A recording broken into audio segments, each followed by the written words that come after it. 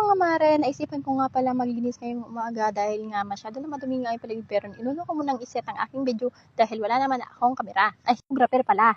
Nga pala mga mare, akin lamang nilinisan na yung parati lamang na may kulungan dahil meron nga kaming kambing at meron din kami mga pato. At syempre meron din mga manok mga kumare dahil kita nyo naman may naglalakad mga manok at pato dyan sa tabi-tabi. Pero mga mare, dahil isipan ko nga maglinis ngayong araw ay syempre nililisan ko nila ng kulungan ng aking kambing dahil masyado na marami ang takke na kanyang nilabas. Yan nga mga mare, nilinisan ko na nga at syempre ang dami-daming mga dumi. Masyado na nga obvious ang aking ginagawa ay syempre pumasok mo din ako sa kulungan ng aking kambing upang na masimula ng pagtanggal ng mga takke na nakadikit sa kanyang papag. Syempre nga mga mare ay nais ko muna ang aking camera para naman meron akong ebidensya. Naglilinis ako sa kulungan ng aking kambing at yan nga mga kumare, paikot-ikot nga naman siya. Nahihilo na nga ako sa aking ginagawang mga mare. Yan nga mga mare, habang tuloy-tuloy nga itong aking ginagawang paglilinis sa kulungan ng aking kambing ay hindi ko napansin na lumapit pala itong si Manok sa aking video. Pansin mo nga kay Manok mga kumare, nagtataka siya at nagtatanong kung bakit nandito sa video mga kumare, nakikita niya ang kanyang sarili. Tapos na nga itong ginagawang pagmumuni ni Manok sa